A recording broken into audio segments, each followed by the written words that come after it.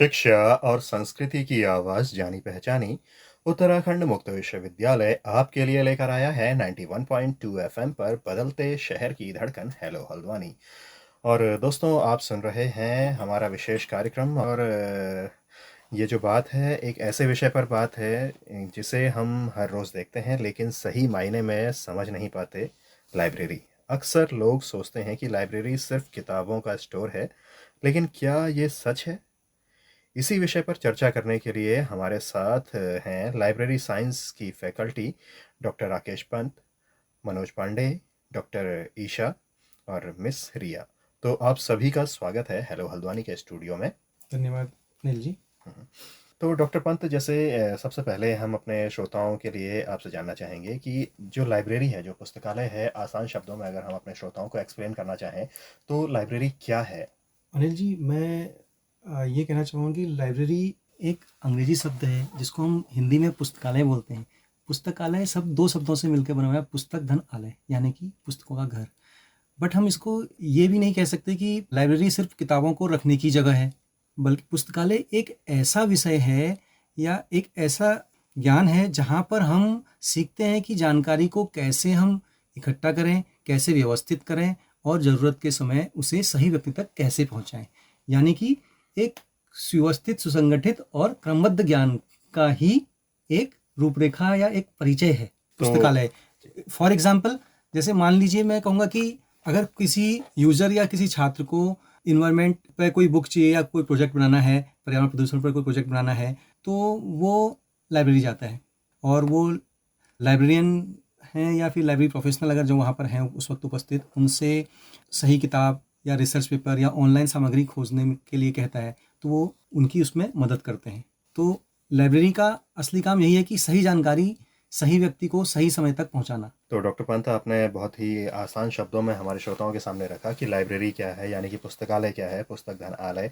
ये पूरी जो व्याख्या है आपने हमारे श्रोताओं के लिए की और बहुत ही आसान शब्दों में आपने ये पूरी व्याख्या की। तो अब हम बात करेंगे मनोज जी आपसे कि जैसे आज के दौर में जो लाइब्रेरी है, क्या लाइब्रेरी में सिर्फ किताबें ही होती हैं? सबसे पहले मैं बताऊंगा ये बिल्कुल गलत है, ये बिल्कुल सही नहीं है, क्योंकि आज की लाइब्रेरी बहुत आधुनिक हो चुकी है। जैसे उदाहरण के लिए हम कहें, लाइब्रेरी में आपको ई बुक्स प्रोवाइड हो जाएंगी, ऑनलाइन जर्नल्स प्रोवाइड होती है, इंटरनेट और डेटाबेस प्रोवाइड होता है, ऑडियो वीडियो सामग्री प्रोवाइड होती है। तो हम कह सकते हैं आज एक छात्र घर बैठे भी डिजिटल लाइब्रेरी से जानकारी प्राप्त कर सकता है। तो अब हम जानना चाहेंगे डॉक्टर ईशा आपसे कि लाइब्रेरियन का जो काम है वो क्या सिर्फ किताबें देना ही है या इससे आगे भी कुछ उसकी भूमिका रहती है? जैसे आपने बोला, लाइब्रेरी का काम सिर्फ किताबें देना नहीं होता, बल्कि लाइब्रेरियन का काम बहुत बड़ा है और जिम्मेदारी भरा होता है। तो उदाहरण के लिए अगर हम देखें कि अगर कोई शोधार्थी किसी टॉपिक पे, जैसे महिला शिक्षा पर रिसर्च कर रहा है, तो लाइब्रेरियन उसे बताएगा कि उसे कौन सी किताबें पढ़नी चाहिए, कौन से रिसर्च पेपर्स महत्वपूर्ण हैं, या फिर कौन सी वेबसाइट में उन्हें बहुत ही ऑथेंटिक मटेरियल मिलेगा।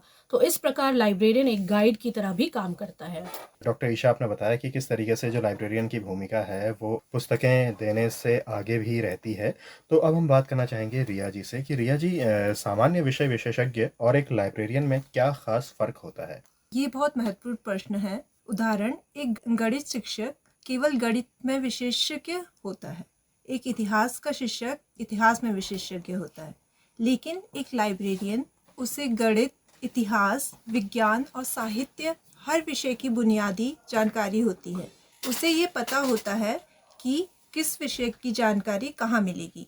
इसलिए लाइब्रेरियन को सभी विषयों का मार्गदर्शक कहा जाता है। तो जैसे आपने बताया कि जो एक लाइब्रेरियन होता है वो सभी विषयों का विशेषज्ञ होता है, ना कि सिर्फ एक विषय तक वो सीमित रहता है। तो हम जानना चाहेंगे मनोज पांडे जी आपसे कि आज के समय में जो लाइब्रेरी है उसकी क्या ज़रूरत है आज के दौर में भी? ये आपने बिल्कुल सही पूछा, क्योंकि बहुत से लोगों को इसके बारे में कुछ ज़्यादा पता नहीं है। आज के समय में जानकारियाँ बहुत ज़्यादा हैं, लेकिन सही जानकारी चुनना मुश्किल है। उदाहरण के लिए, अगर कोई छात्र इंटरनेट पर हेल्थ टिप्स सर्च करता है तो उसे हज़ारों वेबसाइट मिलेगी, लेकिन कौन सी सही है और कौन सी गलत, यह समझना मुश्किल है। यहाँ लाइब्रेरियन सही और विश्वसनीय जानकारी चुनने में मदद करता है। लाइब्रेरियन कैसे आज के दौर में मदद कर सकता है किसी भी जो शिक्षार्थी है उसकी, ये आपने हमें और हमारे श्रोताओं को जानकारी दी। तो अब हम जानना चाहेंगे डॉक्टर ईशा आपसे कि शिक्षार्थियों के लिए लाइब्रेरी की ज़रूरत क्यों है, या फिर लाइब्रेरी क्यों शिक्षार्थियों के लिए आज के दौर में भी ज़रूरी है? लाइब्रेरी छात्रों के लिए बहुत ही महत्वपूर्ण है। उदाहरण के लिए अगर प्रतियोगी परीक्षा की तैयारी करने वाले छात्र लाइब्रेरी में पढ़कर ध्यान केंद्रित कर सकते हैं, उन्हें अलग-अलग किताबों से बेहतर समझ मिलती है या फिर पढ़ने की आदत विकसित होती है। तो जैसे आपने ये हमारे सामने रखा कि किस तरीके से जो शिक्षार्थी हैं वो लाइब्रेरी का लाभ उठा सकते हैं और किस तरीके से लाइब्रेरी की जो भूमिका रहती है वो किसी भी शिक्षार्थी के जीवन में आज के दौर में भी रहती है। तो अब हम जानना चाहेंगे डॉक्टर रिया आपसे, क्या डिजिटल युग में लाइब्रेरी की भूमिका आपको लगता है कि कम हो जाएगी या फिर लाइब्रेरी की भूमिका आगे और बढ़ती है? नहीं सर, बल्कि और बढ़ेगी। उदाहरण के लिए आज digital library, e learning, online database के कारण लाइब्रेरी पहले से ज़्यादा शक्तिशाली हो गई है। अब ज्ञान की पहुंच और भी आसान हो गई है। तो आप सभी का बहुत बहुत धन्यवाद हमसे और हमारे श्रोताओं से ये सारी जानकारी साझा करने धन्यवाद के लिए। सर। जी, अब चलने से पहले कुछ और ख़ास बात आपको लगता हो कि इस बातचीत में आनी चाहिए और वो छूट रही हो, तो एक बार फिर से आपका उसके लिए स्वागत है। तो सबसे पहले हम बात करना चाहेंगे मनोज जी आपसे। बिल्कुल, मैं एक टिप्स देना चाहता हूँ श्रोताओं को। लाइब्रेरी को श्रोताएं सिर्फ किताबों का स्टोर ना समझाएं, इसे ज्ञान का केंद्र मानें। तो डॉक्टर ईशा। मैं ये कहना चाहती हूँ सारे श्रोताओं से कि लाइब्रेरी का ज़्यादा से ज़्यादा उपयोग करें और सीखने की आदत को बढ़ाएं। जी, तो अब जानना चाहेंगे रिया, आपके क्या विचार हैं या फिर आप क्या कुछ मैसेज हमारे लिसनर्स के लिए देना चाहेंगी? सर, अंत में मैं यही कहना चाहूँगी, लाइब्रेरी को बुक स्टोर मत समझिए, ये एक स्मार्ट नॉलेज सिस्टम है। तो आप सभी का बहुत बहुत धन्यवाद हमसे और हमारे सभी श्रोताओं से ये सारी जानकारी साझा करने के लिए। धन्यवाद धन्यवाद। जी, तो दोस्तों इसी के साथ मैं अनिल भी चाहूँगा इस कार्यक्रम से इजाज़त, फिर आपसे मुलाकात होगी, तब तक के लिए नमस्कार।